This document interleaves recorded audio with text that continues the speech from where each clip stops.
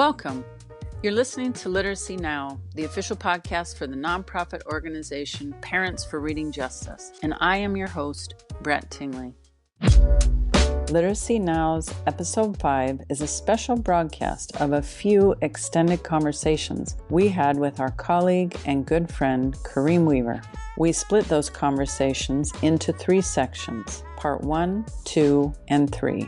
Kareem Weaver is a co-founder and executive director of Fulcrum, which partners with stakeholders to improve reading results for students. He is the Oakland, California NAACP's second vice president and chair of its education committee. His advocacy is featured in the Jenny McKenzie film, The Right to Read. Kareem also appears in our masterclass, which we encourage you to check out. Welcome to Episode 5, Part 3 with Kareem Weaver. You quote the teachers' union before. Many people see unions as being obstructionist. Why have you promoted AFT? I'm glad you asked. So first of all, in our partisan world right now, people see things through a pro and anti lens. I quote AFT because that's what they said. It's just facts. They have been at the forefront of this for over 20 years. They named this. Right after the National Reading Panel came out, they did their work. They came out with a position on this, and it was spot on, and it was a kid-centered policy, a platform. Now, I know different locals and different state branches may have a different way of expressing it, but I'm talking about the national organization. So it's not that I'm pro-teacher. I'm pro-kid. And I am pro-teacher, but it's not that I'm pro-union. I was a union rep, but I've said things that people in unions can't stand. When they're wrong, I tell them, or when I think I disagree, I tell them. Mm-hmm. There are people who will say, "Oh my God, he's anti-union because he did this." No, I'm pro-kid, and right is right and wrong is wrong, and they're right on this. AFT is right on this, and they've been right. People are so anti that they can't even see when somebody is telling you something that's right. They talked about 5 elements to an effective reading program.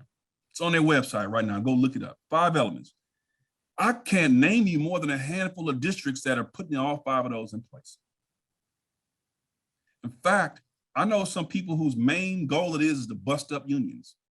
Okay, how's that working out for you? How's that working out for you? So they're one of the few entities that actually has been willing to stand up for the research consensus and the science. So you're gonna bust them up?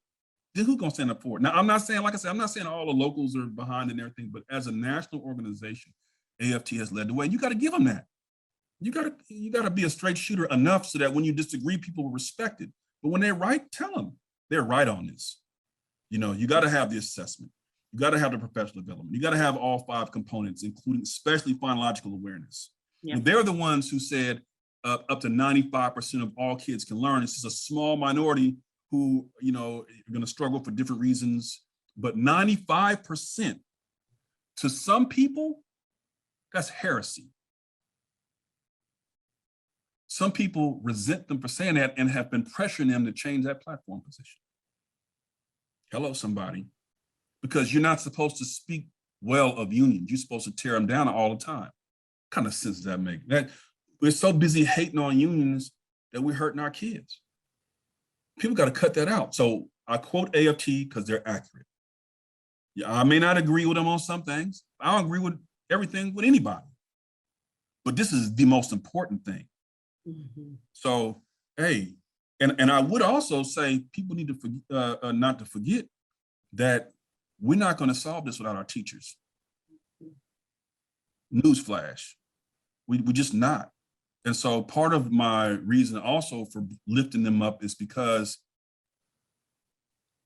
it's important that somebody take a leadership position in this space and be respected as a professional. And there are other unions that they try to have, but AFT seems willing to act almost as like a professional guild.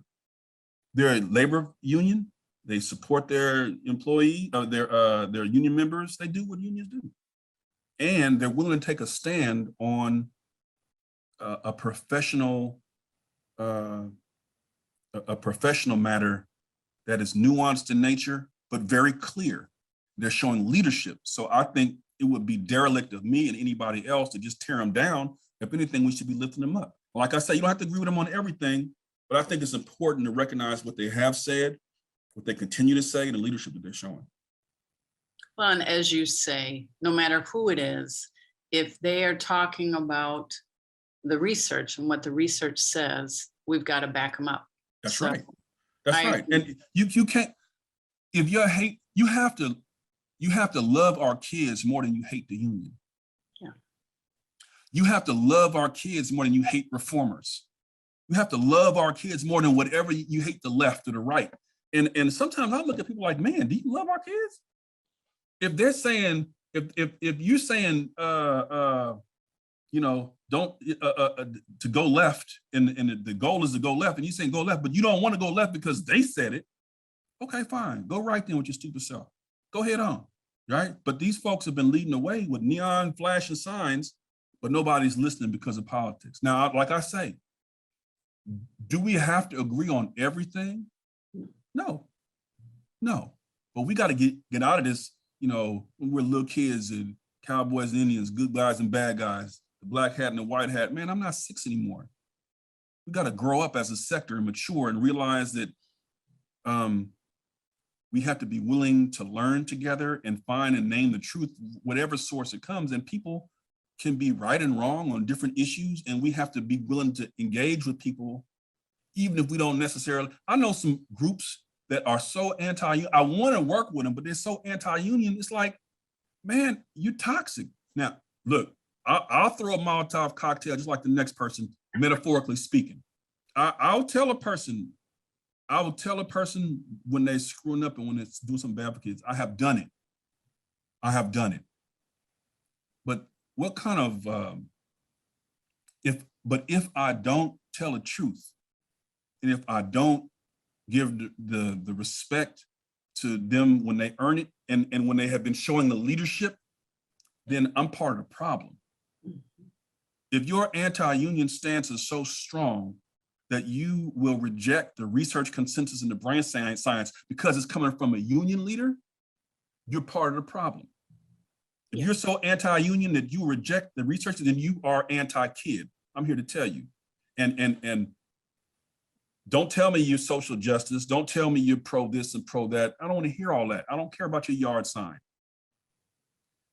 The truth is the truth. I don't care where it comes from. And maybe we ought to listen to them. Maybe with their organizational structure, they may actually be able to message things in a way that others just can't. They don't have a platform for it. If we stop fighting on everything, maybe we can solve some of these problems. But that's the reason why I've been promoting them, is because they've been speaking well on it for 20-some years. Well, and I forward that article or that piece as well that Louisa Moats wrote for them. I mean, she's the foremost authority in reading instruction in the country. So they embrace her. That's right. And I applaud them as well. The fact that they would bring Louisa Moats on to talk about that and share the information through their platform says all you need to say. Says all you need to say. Because there's some people who respect Louisa Moats enough, but they say, oh, what is that? What's going on? The messengers matter. Mm-hmm. And so their willingness not just to take a leadership position, but to also put different voices out there to message that is really been helpful. What about second language learners and structured literacy? Do those kids learning English need something different? Okay, glad you asked. So this is a big topic right here, because it has to do with identity and culture and politics and language and all type of stuff. They need structural literacy too. Mm-hmm. There's the top line. I used to teach bilingual. And 4th grade, 5th grade combo class. Some kids were immigrants from Central America, spoke Spanish. One spoke Hmong, which is like a different language. One from Burma. I had a class, the Rainbow Coalition, I call them. I had the Black kids that nobody wanted. They couldn't read. They'd gotten in trouble, so they threw them in with me because I was a Black male teacher and I loved them, so they gave them to me. And then I had bilingual kids whose parents opted in because I gave them the right because they were bilingual. So I had this hodgepodge of class. And when I started, we had about 3 or 4 kids who were quote unquote proficient in reading. By the end, we had all 35. We used a program called Open Core back then. It was a structural literacy curriculum. And it was Civil War back then. People hated that curriculum, but they learned to read. And we learned the cognates, we learned the syllables, we learned the sounds. We had our sound spelling cards out. We learned the patterns. We learned to crack the code. And we did our fluency work. We did our comprehension work. And we did it together, and they learned. And those kids, I have one student in that class, she's a scientist at Genentech now. She couldn't speak a word of English. Anna Villa, love her, had her for 2 years. Couldn't speak a word of English. Now she's at Genentech, killing it, making way more money than I could dream of. So yeah, but they need it. I remember bringing a group of district officials from Oakland Unified and all over. I brought them to this school. I used to be the principal of the school, Lazier. They've now become a charter since then, but they're using structured literacy curriculum, collaborative classroom, and some other stuff. And we go in, NAACP came, the Coding Dyslexia was there, came in, and we saw second language learners doing phonemic awareness. We saw them with their tracker, looking at discrete skills and moving across we saw them working in small groups on specific skills that were needed to be improved with that group. We saw it, blew everybody's mind. Cynthia Adams, the chair of the education committee, was like, why aren't we doing this with all the kids? Why are we just doing it with the second language learners? I was like, Cynthia, actually, we're not really doing this with anybody. This is one of the few schools that's doing it. Then you had people who were bilingual advocates, social second language learner advocates, who were stunned. So I would say it comes from a point of love, of wanting to affirm people culturally. There are linguistic considerations. There are things that are unique to second language learners, having taught a bilingual class. There's some things that you have to do. But there are core elements that need to be there and that are common to all kids. Those old GLAD strategies that we call just good teaching, being intentional about things. So what I would say is we have to really struggle to make sure we communicate to people. We're not anti your culture. We're not anti-Black because we want you to learn phonics. We're not anti-Latino because we want you to learn, no. And I got news for you, Latino parents want their kids to read. Black parents want their kids to read. Structured literacy is good for all kids. All kids. Some have to have it. Others are advantaged by it. But no one is disadvantaged. I never see any kid before a drop out of school and you say, why'd you drop out of school? Oh man, it's the phonics. I just couldn't take it. I had to get up out of there. All that doggone fluency work and phonemic awareness stuff, I'm done. Oh man, that's not it. Not man, but I mean, that's not it. But second language learners want their kids to read just like everybody else. There are some things that they need in support of, but here's the thing. Sometimes our advocacy can work against us. There are screeners for dyslexia that need to be culturally sensitive and not give off false positives. But don't throw the baby out with the bathwater. They need to be screened. A kid shouldn't wait until the 5th grade to be screened for dyslexia, for example, just because they speak a second language. And now a lot of educators say, oh, well, they'll get it because they speak a different language. So that's what's going on. No. There's a neurological processing difference. Screen the babies. And we also have to make sure that we're not packing so much into our curriculum to check a box that it becomes undoable. So a lot of times advocates for English language learners, for example, will say, well, we need a separate piece to this curriculum. Well, I got news for you. Most educators barely have enough time to do the main thing, if that. Now there's a separate piece. You can check that box, but that means this probably likely not going to get done because they don't have the time. or it's zero sum. You have to push publishers to synthesize the materials to incorporate things that are good for second language learners into the main core curriculum. One book, one manual, one set of instructions with the things that are good for everybody. It's going to get the most kids reading, including second language learners. That way we can make sure it gets done in core tier 1 instruction, not just some one-off program that we can check the box and feel good about ourselves. So we virtue signal that we care and love about love ELLs and the culture. No. We actually want them to learn to read, synthesize in the core curriculum so that everybody can get that, including your second language learners. So earlier you mentioned a few school districts that you were holding up as examples of what is possible. What are those districts and what do they have in common? So I would point people to a couple of things. EdTrust has a podcast called Ordinary Districts doing extraordinary things. Mm-hmm.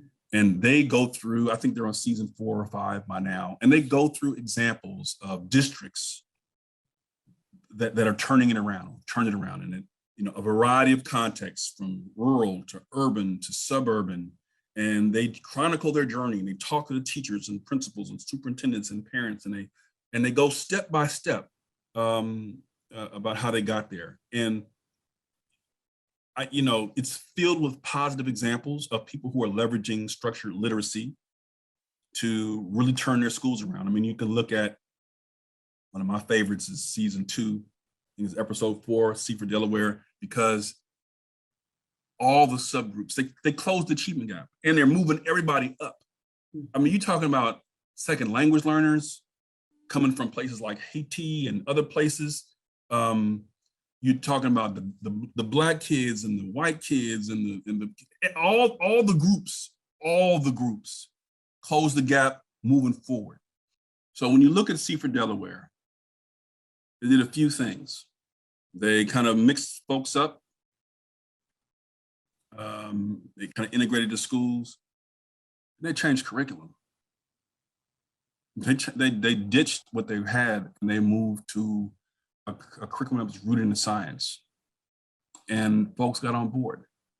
And I just say that easily, folks got on board. There's more change management that has to happen. We'll talk about that too later, but they got on board and the results were phenomenal over a 3 and 4 year period. Phenomenal. Achievement gap closed, whole group moving forward. Second language learners catching up with the English only kids and passing them. Second lowest district in the state, up there near the top of the state now. Check it out. That's in that Extraordinary Districts podcast. They have a bunch of them. That's one of my favorites. Then you got the one that I had mentioned earlier. Lane, Oklahoma. Well, that's another one. That's also on the EdTrust podcast. But that's more of a Midwestern type deal. It's, kind of South, Oklahoma, Southern, Midwestern mix. Appalachia, yeah. So we often forget about rural education. Mm-hmm. And Bluegrass Institute put out something earlier this year, literally like a couple weeks ago, if that, about reading proficiency rising in some schools in Appalachia. And that title alone, somebody on Twitter pointed this out to me. It's like, really? And I read the whole thing immediately. And they used NAEP as an assessment. And they looked at direct instruction programs and how they're scientifically based teaching is driving turnaround. And the data is just phenomenal over a 5 and 6 year period. If you look at Clay County, for example, and the schools in Clay County, the difference between them and the other districts or the other counties in the area, it's not even, it's like night and day. And then you have one, go to page 5 and 6 of that report. That's all I'll just tell you. Go to page 5 and 6, look at the graph, look up Goose Rock Elementary, grade 3, and see how they were at 23% proficient and 7 or 8 years later at 89.7% proficient. That is not a typo. 23 to 89. We're talking about poor white kids who are often forgotten. And that's in Clay County. Then you have other schools in the county. In every school, except for maybe one, they're moving up too, but most of them are just breaking free. It's direct instruction. It's systematic, explicit, direct instruction. There's one program. Well, I won't name the specific programs, but explicit, systematic instruction. The evidence is there. So what do they have in common?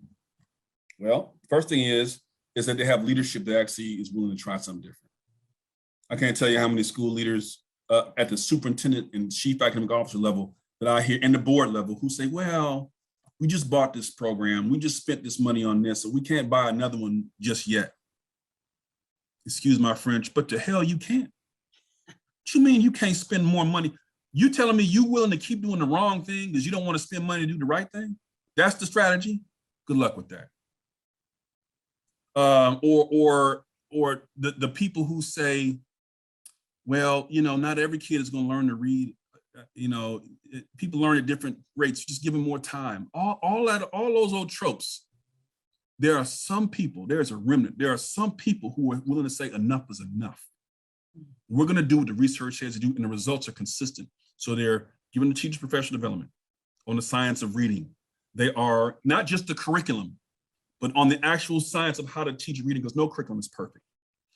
They are putting in place a curriculum that's aligned to the science. They're doing the 5 things that the American Federation of Teachers said that you're supposed to do. Mm-hmm. They have aligned assessments, not giving people dumb, useless assessments where you're not even gonna get anything out of it. They can drill down to the actual thing, the granular level, to find out what kids need, as opposed to saying, well, half our kids are not proficient. Well, we know that. How to help them? What do we do to help them? Oh, you mean they don't know this sound pattern? They don't know this spelling pattern. Oh, they don't understand this diphthong. Like, we need assessments. We need to screen them early instead of having a wait to fail model. Actually screen them early so we can find out if they're at risk for dyslexia. So we can find out what are some neurological issues, processing issues. We need to find out if they can hear the sounds, if they're processing sound well, and how they're mapping things orthographically.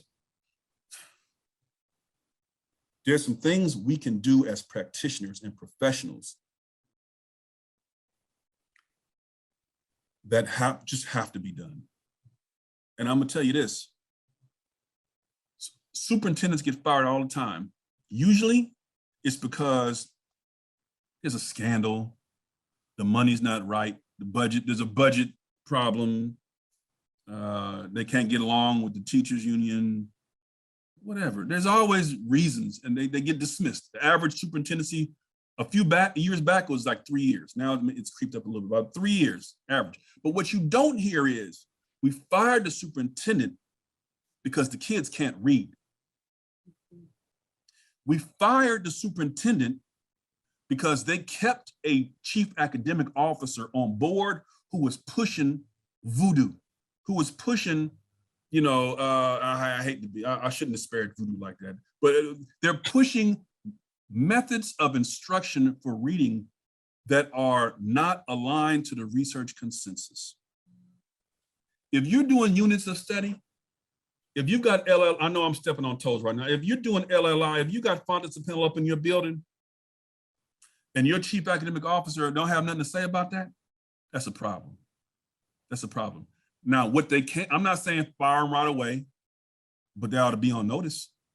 And somebody has to be able to say, you got to have enough grace to say, as a chief academic officer, I blew it. This is what I thought. I learned it like this. This is how I learned it. This is what I taught. Was learned. This is what I was taught in graduate school or whatever it was. But when you know better, you do better. I see the majority of our kids need something different. I'm committed to learning, and I'm going to ask you to learn with me. If you can't be the learner in chief in this season, you have no business sitting in that chair. And the structure in a way is, so this is what I learned from those school districts that we mentioned earlier. The programs that they used were actually usable. I don't need you as a superintendent and the board and the chief academic office team. I don't need you to adopt something that's aligned to the science of reading, but it's so thick and cumbersome that nobody can use it. You're going to give me 60 minutes or let's say 100 minutes a week to prepare, but the reading curriculum takes 2 hours a day to prepare, which tells me you really are not invested in me preparing in the first place. And then we haven't even talked about math and science and all the rest of it. You can't tell. So the schools that are getting it right, the systems that are getting it right, they have an aligned system. Their structures match their goals. Their prep time matches the curriculum they have. If you have a curriculum that requires 5 hours of prep to fully implement, but you only have 2 hours of prep, then the question I have to ask you is exactly what part of this curriculum are you intending not to get done? Yeah. And are you leaving it up to the individuals, the principals, the teachers to make that judgment? Because some people will say, well, I don't even believe in this stuff anyway. I'm leaving out the foundational skills. You're not paying me to do that anyway. And I'm not saying that that's the right mindset, but we got to stop this mindset of altruism in education, that we're just going to hope and pray that we find the most altruistic teacher and they're going to donate that. I told you, my first marriage is on that altar. Mm-hmm. And people got to recognize what they're asking of educators who already spent money in graduate school learning something that wasn't right, that already went through professional development classes and all these programs that didn't work. You have to give them something that's usable within the bounds of their contract, that is proven and has evidence of success for kids. What these districts have in common, where they're actually making progress, is that that's what they do. They leverage the science, and they have adoption committees for curriculum. You got me going now. They have adoption committees where it's not just lip service, where they give them just a few hours to look through some brochures. No. You should be giving, if you're going to adopt a new curriculum, how about this? Instead of looking at what the district next to you is doing, how about having a team of educators of all different experience levels in all different settings within your district? Give them a year to get this right. That's when you pay for sabbatical, a quasi sabbatical. You have a sabbatical with this job. I'm pulling you from the classroom because I don't want you to cite the research. I want you to read the research. I don't want you to look at the brochure. I want you to do a demo lesson with this. And if people have an opportunity to really engage and really dig in and read this stuff, because these publishers, man, it's a hustle. Mm-hmm. But I will say this on their defense, which is, as one whistleblower told me, we would be fools to sell structured literacy curriculum in this environment because nobody will buy it.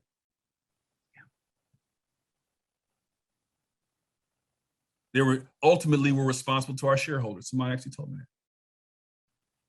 Another person said, and this is a leader of an organization, said, a lot of people in our industry, we're committed to producing MVP products, minimally viable products. Because they know, look, they're not going to read it anyway. They're not going to read the research. They're not going to read. Who has time? The district's not going to pay teachers to read their stuff. They're going to get in the committee and approve the thing we wanted you to do in the first place. Okay, and whatever funder is driving that bus saying, well, if you pick this one, we'll fund it, that probably is what's going to happen. What has to happen is that school districts and school systems, like the ones that are really achieving well, take the time to do things right, pick the right curriculum, set up their contracts the way that aligns with the systems, have the right assessments in place, provide the professional development, and make sure people are trained properly. That's what has to happen. That's what those schools that have really broken free of the mold, that's what they have in common. We'll be right back. Full and complete reading is a universal mandate. Fulcrum is the equilibrium at which everything is in balance. People's lives, our communities, our society at large. This balance can only be achieved when all people have had access to high-quality, evidence-based literacy instruction. Fulcrum's mission is to accelerate a movement of leaders who embrace and apply evidence-based literacy practices to improve student reading outcomes.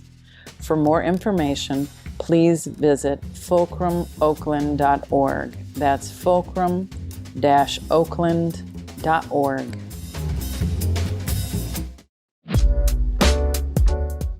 Parents for Reading Justice is a nonprofit grassroots movement dedicated to ensuring every child learns to read by engaging parents and educators in adopting the science of teaching reading.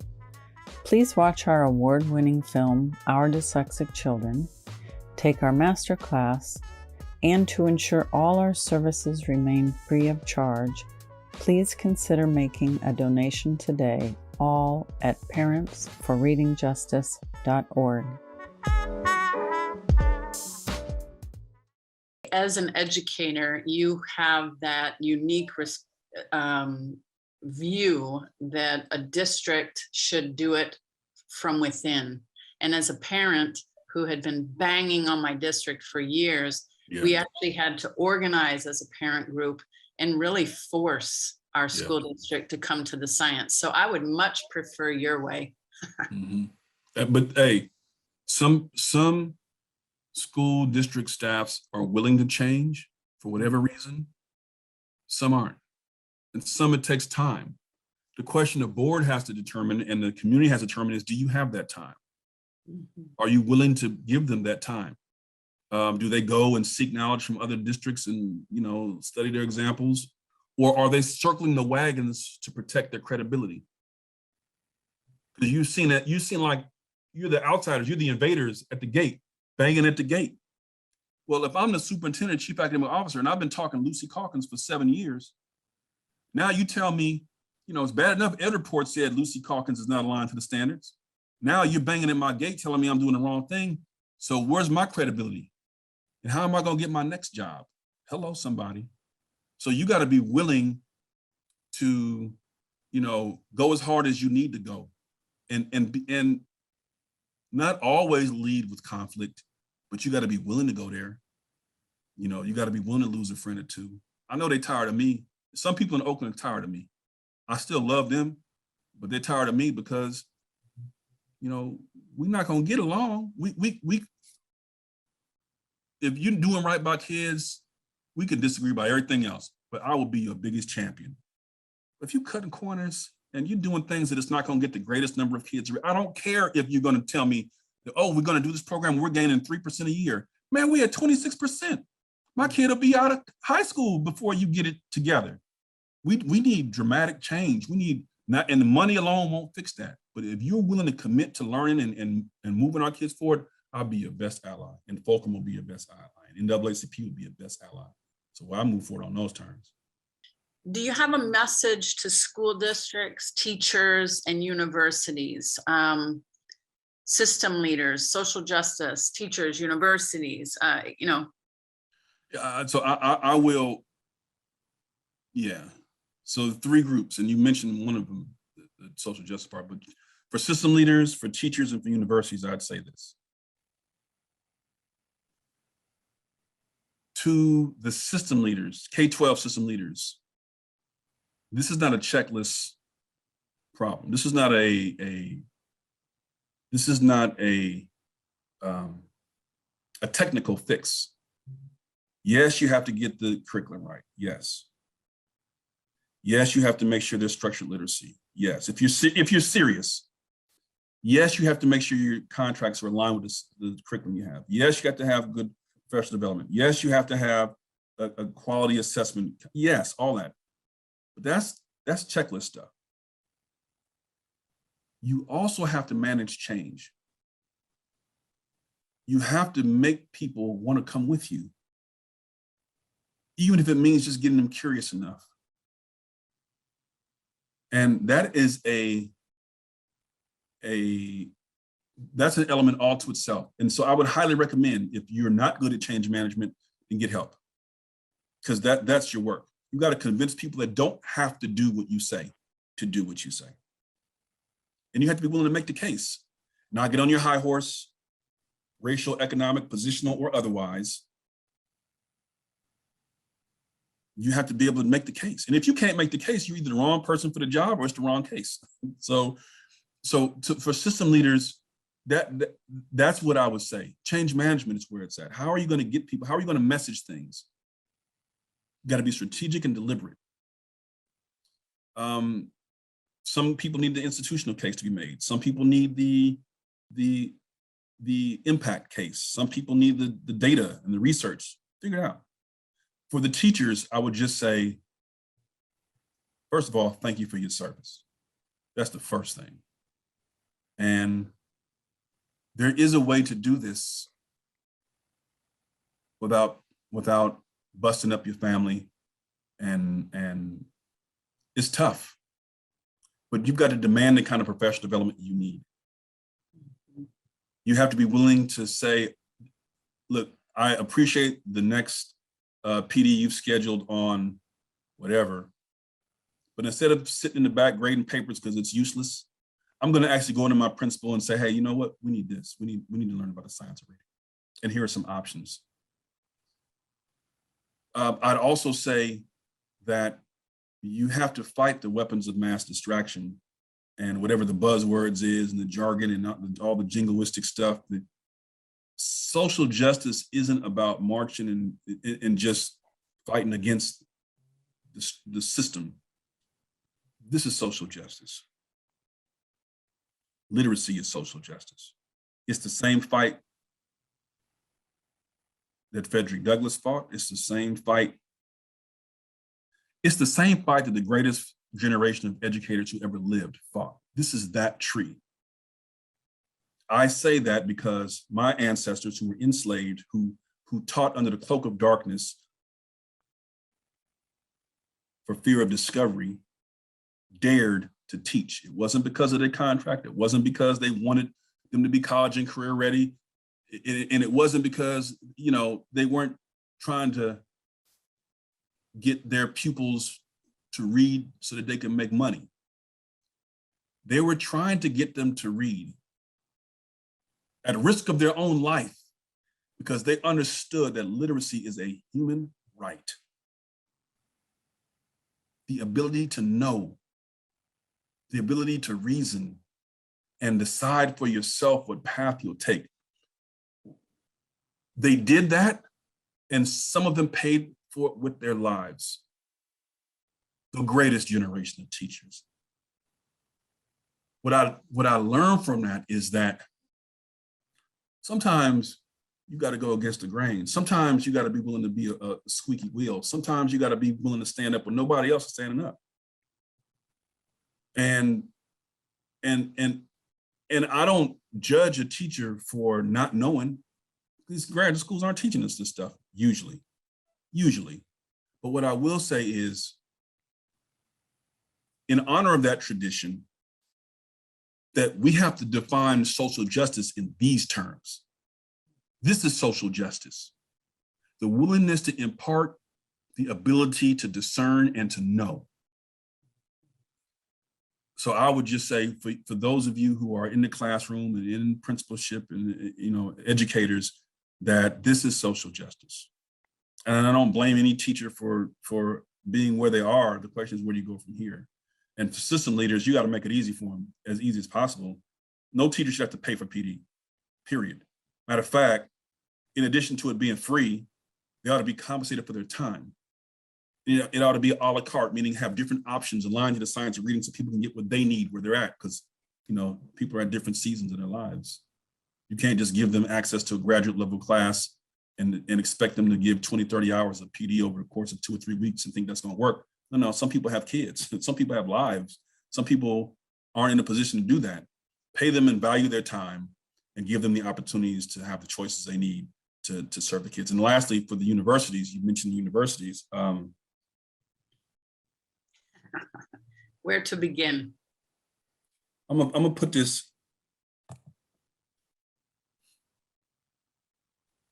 For the longest time, universities have been an island unto themselves, completely separated from the implications of their methods and practices. And above reproach, especially state universities. They get funded regardless from state. But regardless, they've been, so I would say to them, connect to the impact of your philosophies and your work. You need to go see on these kids. You need to go check out the impact of your policies and your approaches. Deans, it is not enough to just delegate it to the professors. It's not enough because your method's one teacher and your method's two teachers teaching two different things sometimes. I've been in rooms where they stare across the table knowing they have different methods of teaching. But I will say this to universities, it's time for you to pick up your cross and walk. You gotta, it's time for you to ante up and kick in. This is not a K-12 problem. It didn't start at K-12. These teachers are coming in, I paid good money, money I didn't have for my, to go to my program. Time, energy, talent, time, and treasure. And I feel like, frankly, I deserve a refund. If you're a university, your first order of business is to make sure that folks can go into the classroom on day one and at least do the basics. They know how to handle the process and do a lesson plan and this and that. But you got to know how to teach a kid how to read. You have to have had that experience. I'm not saying you have to be a master teacher. I know that takes time, but come on now. Come on. So my message to university is you got to get your act together. Deans, you got to stand up. Now, I know 10 years, I get it. Believe me, I've worked with deans, but at a certain point in time, look at what your practices are, how it's impacting kids, and be willing to make shifts. I plead with you. And from the NAACP's perspective, we're one of the few entities that can go to these universities and say, no, They trade on their reputations of being a research institution. The civil rights community has a role to play. They need to have a scarlet letter ready to go. I don't care how celebratory the university's faculty is. I don't care how big their endowment. I don't care how many Rhodes Scholars they have. If they're continually producing teachers who don't have the skill to teach a child to read, the civil rights community needs to be up in arms. That's our business because they're hurting our babies. I don't care about the good intentions. And we have to be able to say, listen, this one is doing this one is doing that. Sit down with the dean, sit down with the faculty, NAACP education leaders, sit down with them and ask them, show us the syllabus. Where do you teach structured literacy? I don't want to hear about teachers developing their philosophy education. That's fine. I want to know about your methods class 1 and 2. I want to know, we should know, we have a right to know, because you're a public entity, those who are public schools, we have a right to know, are you preparing people to identify and support kids with dyslexia? If not, we need to know that. Because according to the California Department of Education, that's one of the greatest causes of low reading in the state of California, and that's across the country. So if you're telling me that you don't even mention that or work on that, we got a problem. So for universities, I implore you, I'm begging you to pick up your cross, to do your part, to follow the research consensus, to leverage the brain science, and put pressure on to have the conversations internally, engage with the K-12 systems, and see what they need from your graduates. And to the civil rights community, you got to hold them accountable. If you got to bring them to court, bring them to court. If you got to protest. You got to march. If you have to do, these universities trade on their reputation. They care about their donors, their boosters. They care about their prestige. You got to have your scarlet letter ready. And you got to be willing to say, civil rights community, this university is acting in opposite to the best interest of America's children. They are infringing upon their civil and human rights, and they have done so systematically for dozens of years, and we demand they change. That's how we got to come at these universities. Otherwise, if you're not willing to go after the reputation, they dismiss you as one more person with a protest. So that would be my message to those entities. I could not agree more. Another question, who is impacted by this, by illiteracy? Who's bearing the brunt of this? Man, it's equal opportunity misery. Everybody. Everyone. Everyone. There's when 80%, we basically become a penal colony. Nobody throws people in jail like this. This is not normal. You 80% are functionally illiterate, 48% are dyslexic, locked up. What's the economic impact on that? You lock up a kid and you're paying hundreds and hundreds of thousands of dollars over the course of their sentence as opposed to just giving them a good education from the jump. Come on. There's an economic impact. There's a societal impact. There's a familial impact. You know how many families have been broken up behind this? The stress that's on families because their child can't read. And they're at each other's throats. Well, if you weren't working so much, well, if you were making, and we don't know what to do. Our kid can't read, and how can this happen? And we look and we blame each other. The families that have been torn apart because of this, they bear the brunt.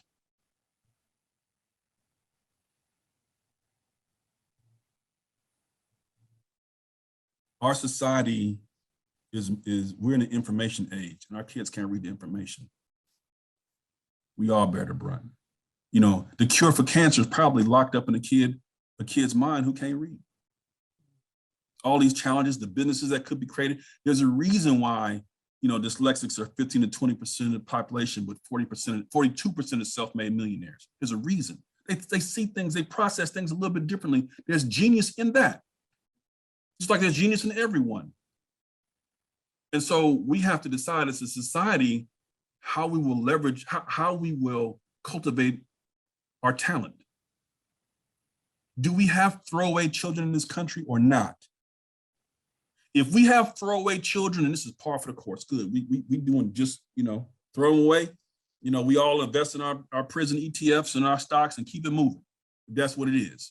It's the new 40, our kids are the new 401k plan. Find me the mutual fund and invest in prison stocks and I can retire in peace. Man, let's get real about this. This impacts everybody, families, communities, the economy, businesses, like I say, and the biggest brunt is borne by the individuals themselves who have to deal with the self-doubt, the trauma, the pain.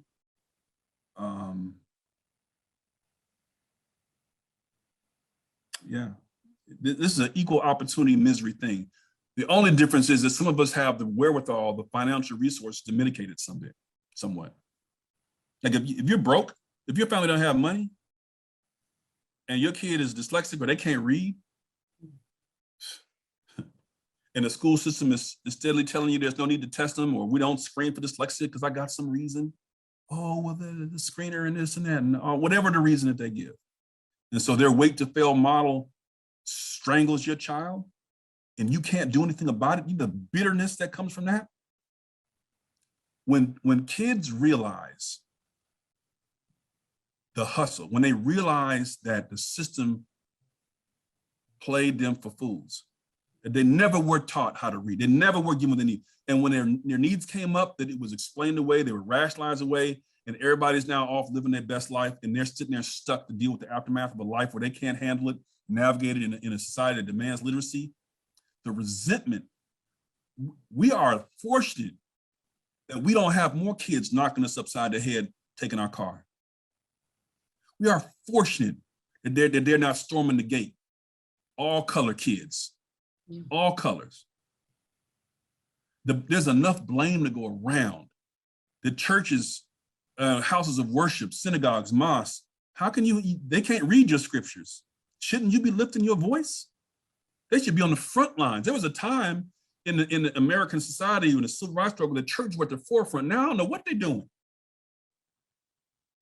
Why isn't the rabbi? Why isn't the imam? Why isn't the minister? Why isn't the priest, the nun? Why aren't they at the front of the line saying, no, we gotta have them to be able to read these words, because that's the basis of this faith. Where they at? So adults have to stand up and be counted. There's a spiritual cost, as I mentioned. There's economic cost. There's a societal cost. We have a military. We don't have enough soldiers for the military. Now, in the last NDA, girls now have to register for selective service. Why do you think that's happening? We don't have enough people that can read and pass the AFSAT test. It's a national security issue. This impacts us all the way around. So, and hopefully that puts us collectively in a desperate enough situation and we'll actually be willing to work together and put aside our differences. Is parent involvement a problem? All of us have a role to play, but blaming parents, what do you? So let me just jump in. When you asked the question, is parent involvement a problem? I was just on Twitter the other day. Now I'm new to social media, so excuse me. But there was a man on Twitter who said, it's these deadbeat parents. And I tried to engage with him back and forth. And I asked him, what do you mean? He said, well, you know, parents are supposed to teach it. They're the first teacher, all that. And so my wife and I are educators. She taught fourth grade, I taught fourth and fifth grade in high school and middle school and all type of stuff. 25 some, probably more like 35 years of experience, total combined, award-winning, all that type of stuff. I taught my daughter to read. I taught all my kids to read. My oldest one, who's now a doctor of physical therapy, taught her the basics. Made her say her ABCs backwards and make the sounds. And I was probably way too hard on her, but I don't know. That's a whole nother conversation. My youngest taught her how to read, how to blend and do things, and you know, read to them every night. Parent of all, and I think it hurt her. It helped her, my youngest, because it was a safety net. She came in knowing how. I had my youngest and my son, my middle child, repeat kindergarten. They did it twice. Not because they were behind, but because I, as a Black parent, can't afford my kids to be behind. I can't afford that. My kid don't have them. Y'all gonna do kindergarten twice because I say so. And man, that might have saved her life, academically speaking. But the challenge is that when they went into school reading, the alarm bells didn't go off right away. We already have a wait to fail model. They wait until you're 2 years behind to even, test you or screen you, do whatever. So if you come in already on point, now, instead of getting screened in first or second grade, now you're getting tested and screened, if you're lucky, in fourth or fifth grade. My involvement as a parent actually undermined my kids' education. It undermined, I should say, it undermined the speed at which they would be identified for needing support. And because I turned my attention towards my professional life, hey, I sent them to school reading, they're good. Yeah, okay, I did that. Next thing I know, my child is miserable in school because the methods they were teaching actually made her go backwards. They taught her how to guess words instead of sound them out. They made her feel dumb. But because she had that good foundation, red flags really didn't go off for a while. And by the time I really realized what was going on, they had my baby. Man, parent involvement is always a good thing, but sometimes, sometimes there are unintended consequences. The solution is we got to stop this wait to fail model. If they had just screened her from the jump, they'd have found out, oh, she's dyslexic or at risk of dyslexia. But instead, they waited until she was behind academically.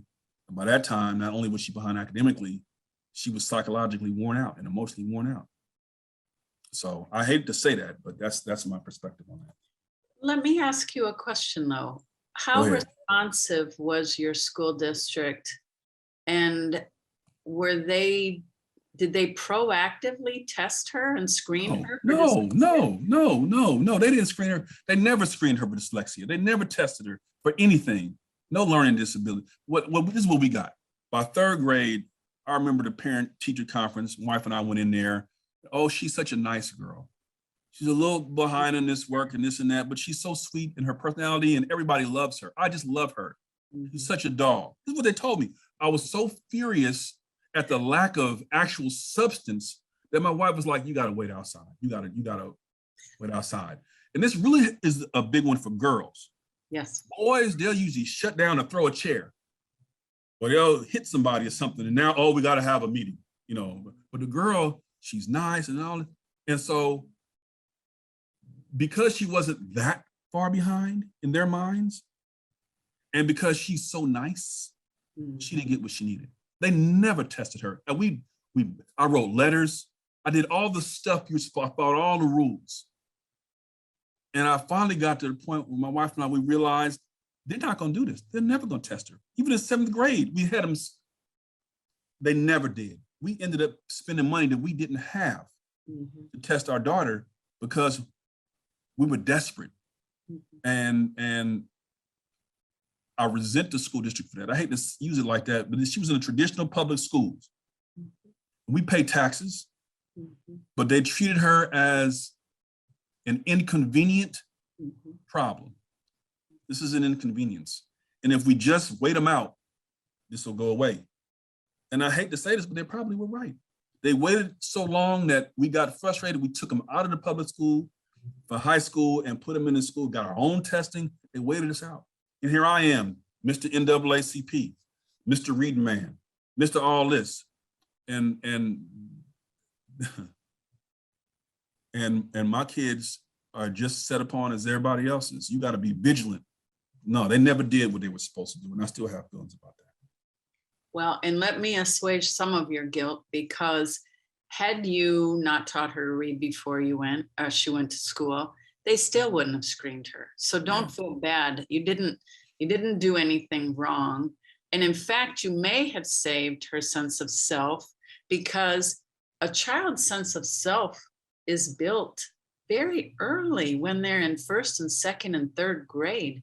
So she may be the fighter that she is because you gave her the ability to read when she went in, and to fight through until you could get her some help. So don't beat yourself. I appreciate that. I appreciate that. I love my children, but I'm also clear-eyed enough to see that we almost lost her. She told me, Dad, I almost quit. In fact, as we were driving to softball, I take her to all her little softball tournaments and everything. We're driving. There was a boxing match, Holyfield versus Bo, heavyweight championship fight. And there's this round where the young challenger hits the champion in his head. And he's dizzy and dazed and staggers around the room, and he lost his senses and everything. And I tried to be metaphorical with her. I said, and I'm driving and I'm talking to her, and I said, Margot, sometimes in life things hit us like that, where we lose our senses, where it staggers us. And I gave the experience of, going through a divorce and all that type of stuff, and in school, and I said, that's tough. We're losing a child. It's tough. I said, have you ever experienced anything like that, where you've been hit with something and it staggers you and you lose your wits, and it takes everything in you to stand on your feet? And she looked at me and she said, yeah, school. Our children are fighting heavyweight battles. They're fragile, they're kids. They're in there like Holyfield, trying to stay on their feet. Well, not every kid can do that.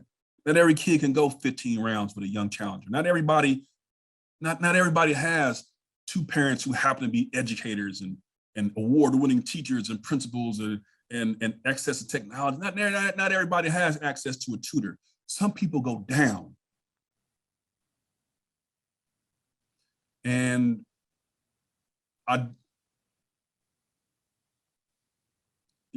it's hard. I love my children. They know I was in their best interest, but as a father, that's my first job. And so I feel like I owe her, and I'm trying to advocate for others and trying to support her as best I can now, academically and athletically, et cetera, because I do owe her. No kids have to go through that type of trauma. And I would tell everybody out there, we got to forgive ourselves and advocate for our kids. We don't have time to wallow in it. Recognize it, apologize to the child. This is daddy mode talking. Apologize to the child and move on. So that's my thought on that. Well, and I think for me personally, that's exactly how I feel. There is a lot of guilt. There's a lot of frustration, but as you just said, instead of letting that consume you down, I motivate that.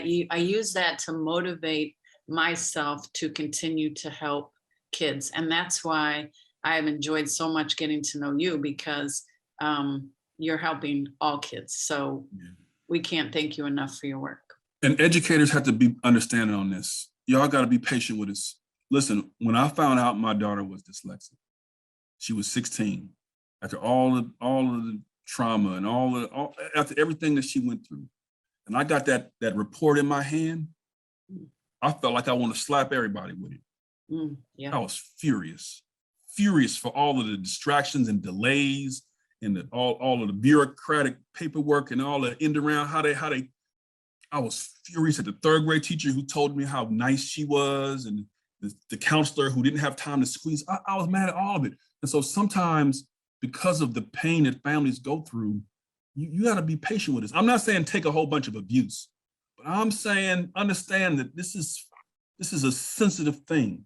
You got to give us some grace with this, because schools are supposed to know. Now, I was a teacher, and I know that nobody teach me about dyslexia, or I had to learn on my own. So I know that, but most parents don't know that. They think that the school is where they know all of the stuff. And so, given the stakes and given the impact on kids, just have grace with them. Be patient with them, and be honest. Look, I don't know, but I'm gonna help you get the help you need. I don't know. This is beyond me, but I'm gonna help you. That's the right approach to support families who are wrestling with this. Absolutely. What kind of foundation did you give to your kids heading into school? Foundation. So for reading, I taught them sounds. I taught them letters, the sounds. We had them blending. We had them playing games like the phonics games where they learn the rules. We did, I did phonemic awareness activities. We used some adaptive technology. There's a program called Leapfrog Schoolhouse I used to use with them, and their turbo twists that they loved. And my daughter soaked it up like a sponge. All my kids did. They loved it. Son got bored after he was ready to go and he's ready for school, and off he went. My daughter, youngest daughter, she tended to prefer that. Even when she got in school, she'd come back and do that stuff some more, which I should have seen as a sign. But I did that. I also had them repeat kindergarten just to make sure, give them more gift of time. We had them, they did, and not just kindergarten, I'm sorry. Yeah, they did it at 2 different schools. One was a private kindergarten with their preschool, and then they did kindergarten with a traditional public school. So I wanted to make sure that everything, was copacetic. So that's what we did. Like I said, 2 parents, we read to them every night. My daughter was reading in kindergarten, loved it, and was good at it. And then something happened. The crack in the foundation was when they started to teach her, this is how you identify words. What do you think this is? And they would cover up a part of the word. Well, guess what? When a kid that needs to sound it out, you covering up part of the word, she actually needs to see that so she can decode that thing.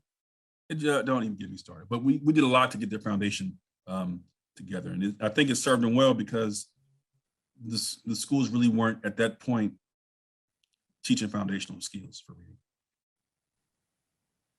So it was not smooth for them. What were the signs that something was going on? For my youngest, I'll say 3rd grade. The sign was she was avoiding work. She was avoiding reading. She didn't like to read when she used to like to read. She didn't like to read anymore. And I thought it's because she just didn't like the books. Maybe they weren't interesting to her. So that was my first sign, was in 3rd grade. Things took a long time for her to do. She would jumble things up. She was guessing at stuff. looking at the cues, just guessing. I'm like, what are you talking about? That's not say apple. It says horse. To it. It's just outrageous stuff. The horse is eating the apple. But this does not say anyway. Those were the biggest signs, were how she stopped attending to the details of text, started kind of like she was reading at 3,000 feet and just throwing words out there. Time to complete things, and homework was taking way too long. She was taking all night. She was miserable. A 15-minute assignment was, I would think would be 15 minutes, was taking her like an hour and a half. And so then, is she being lazy? Is she just not a hard worker? Is she being avoidant? Come find out, nah. The work, the way they were teaching it, not giving explicit direct instruction in class, it's killing her. And she doesn't know what's going on. And she doesn't want to disappoint us, so she didn't want to say she's confused. And it wasn't until she had actually forgot that she learned how to read at home. It did such a thing on her head. It wasn't until we were driving back. This is like after she was tested for dyslexia or for educational testing, and found out she had dyslexia, and we're debriefing all this. And she's like, it's like, you knew how to read from the beginning. She's like, really? I was like, think about it. Remember we read this book and this book and this book? She's like, yeah, I used to love that book. I was like, yeah, you were in kindergarten. It's like, oh yeah, that's right. She'd forgotten. She had actually put a mental block up. Anything related to reading, she had put a mental block up. She had forgotten that she knew how to do it. That's how much damage what they did to her. She had to block it out of her memory to survive. And but we knew in third grade something was going on, but we didn't know what. And in fifth grade, we took it up a notch. By middle school, it was hell let loose. And we tried to get the testing, but the delay, and all we go from there. As a parent, how did this whole episode make you feel?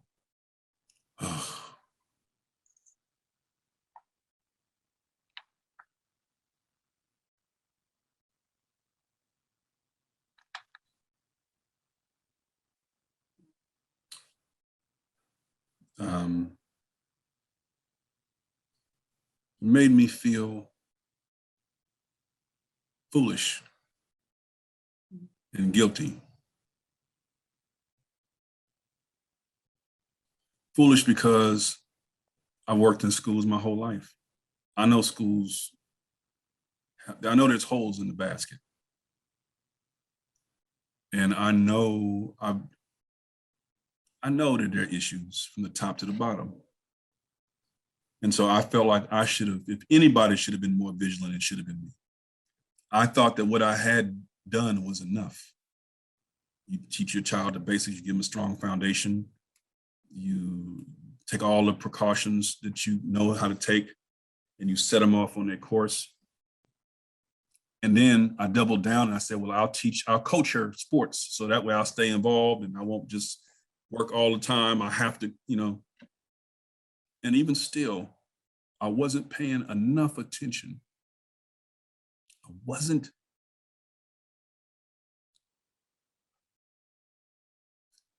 Man, this thing, some things you just got to get right. And hindsight is 2020. I've learned to forgive myself on this. I'm working to get to that point, but I'm a very active parent, but I blew this one.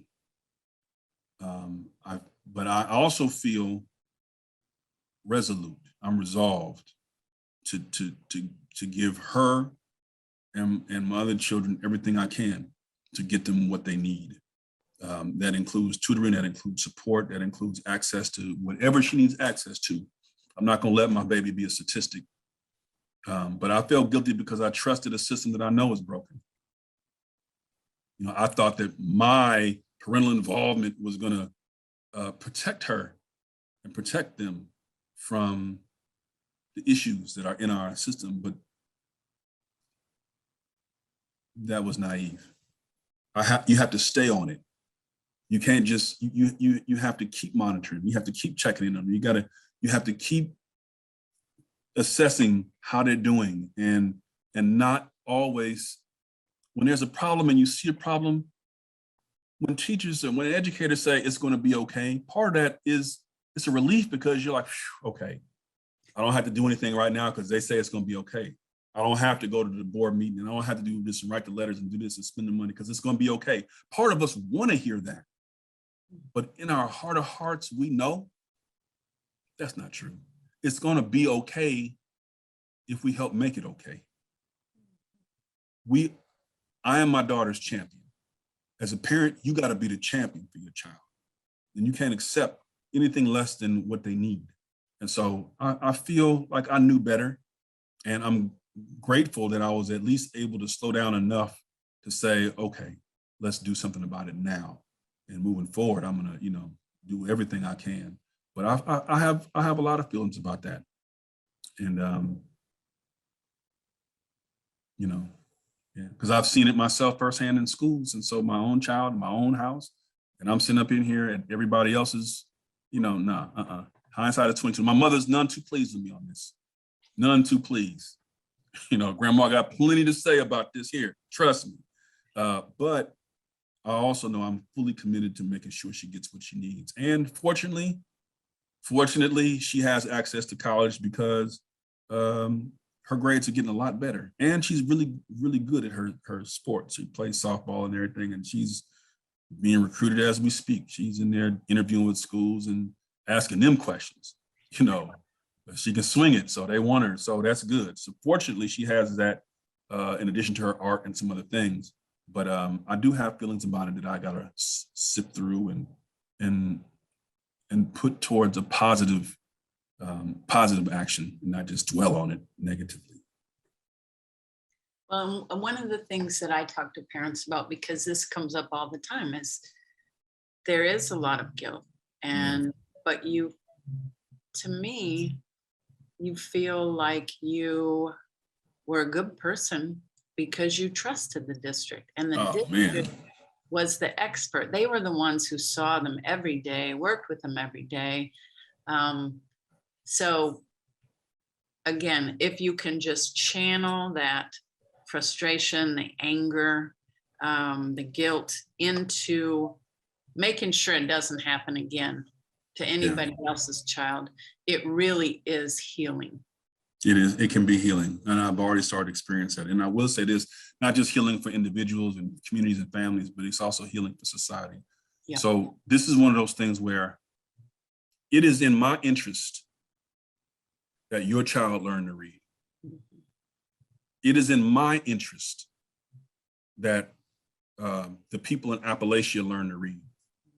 First of all, they're citizens, they're residents.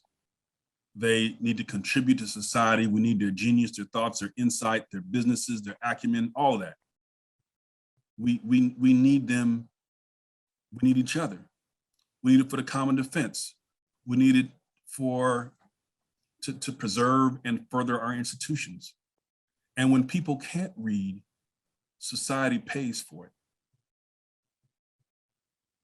Emotionally, economically, and because cynicism is beginning to run very deeply. Now people start saying, well, maybe those can't learn, or maybe they can't read. Man, all kids can learn to read. There's a very few who got some stuff going on that they just can't learn. They got, but man, people can read. I've seen people in quadriplegic in a wheelchair who tap out, with their mouth, letters on the keyboard to spell things out. And they can learn to read. I've seen amazing things happen. This is a society is what binds us, the potential that we have, and our ability to solve common problems. This is an American problem. And as a country, we got to be able to come together and solve this together and realize that we have a common destiny.